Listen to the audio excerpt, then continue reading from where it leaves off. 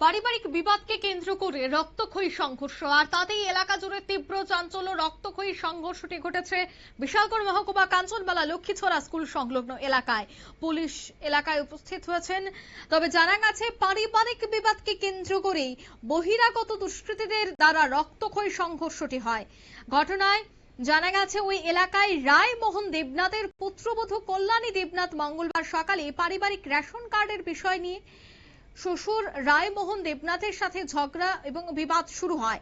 এমনকি কল্যাণী দেবনাথ বৃদ্ধ শ্বশুর রায়মোহন দেবনাথের উপর প্রাণঘাতী হামলা চালানোর চেষ্টা করে, এমনটাও কিন্তু অভিযোগ। তখন এলাকাবাসীরা এবং ওনার আত্মীয় স্বজনরা বৃদ্ধার মোহন দেবনাথকে পুত্রবধূর আক্রমণের হাত থেকে রক্ষা করে বলে জানা গেছে। এরপর কল্যাণী দেবনাথ মোহনপুর তারাপুর স্থিত ওনার বাবার বাড়ির এলাকা থেকে কিছু যুবককে খবর দিয়ে এনে রায়মোহন দেবনাথ অর্থাৎ ওনার স্বামী এবং আরেক পুত্রবধূ বেবি দেবনাথের বাড়িতে আক্রমণ চালায়, এমনটাই কিন্তু অভিযোগ। ওনার বাড়িতে বেড়াতে এসে ওনার মা বৃদ্ধা আরতি দেবনাথ এবং ওনার ভাই শুক্লাল দেবনাথের উপরও রক্তক্ষয়ী আক্রমণ চালানো হয়। আর এই পুরো ঘটনায় রীতিমতো চাঞ্চল্য কি উঠে আসছে শোনাবো। ঘটনা হয়েছে তারা সকালে একটা পারিবারিক ব্যাপার নিয়ে রেশন কার্ড লিয়ে প্রথম একটা পারিবারিক সমস্যা হয়েছে। তো এটা আমি ঠিক জানি না, আমি আসতাম না। তো পারিবারিক সমস্যা হয়েছে, এটা যাক নর্মালি সরল মিটটা গেছে। তো দুপুরে হঠাৎ কইরা তারা বাড়ি মানে তারা আমার কাকাই লাগে পার্শ্ববর্তী, তো তারা শ্বশুর বাড়িতে লুকাইছে হঠাৎ কইরা।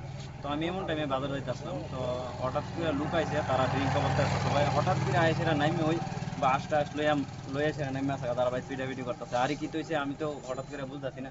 কতজন হয়েছিল? তারা আইসে মোটামুটি তারা বাড়িতে আইসে 60 জন আর তারা বাড়ি 2 জন, তাহলে টোটাল 6 জন। তো তারা বাড়িতে আসলে হুদা 2 জন, একজন বুড়ি আমার দিদি হই আর নয়নের মামা। তো তারা 2 জন, আমি কই তারা 2 জন রেফাইলে তো 6 জন মাইরই লেব। তো আমি নাইমা গেছি বাঁচাইতাম। তো গিয়া আমি একজনের ধরলে কয়জনের ধরে রাখতে পারি, একজনের ধরলে আমি একজনের ধরছি পরে এনে লাগছে, আরেকজন শৈল ফিটছে, একজন আমি নয়নের মামারে বাঁচাইতাম গিয়া। তো নয়নে আমার সামনে নয়নের দিদারে একটা বাড়ি দিলাইছে, বাড়ি দিছে একটা মাথা ফাড়াইয়া রক্ত। আপনারা শুনলেন এই পুরো ঘটনায় কিন্তু অবশ্যই একটা চাঞ্চল্য ছড়িয়েছে এবং এই পুরো ঘটনা আমতলী থানায় উভয় পক্ষের তরফ থেকে লিখিত মামলা দায়ের করা হয়েছে। তবে বিকেলে আমতলী থানার পুলিশ এই ঘটনা তদন্তে আসে। পুলিশের সামনে স্থানীয় এলাকাবাসীরা জানিয়েছেন এই ঘটনার জন্য দায়ী কল্যাণী দেবনাথ সহ ওনার বাবার বাড়ি থেকে আগত দুষ্কৃতীরা অর্থাৎ আহত ব্যক্তির পুত্রবধূ। ভুক্তভোগীরা এবং স্থানীয় এলাকাবাসীরা এই ঘটনায় প্রকৃত দোষীদের শাস্তির দাবি জানাচ্ছেন।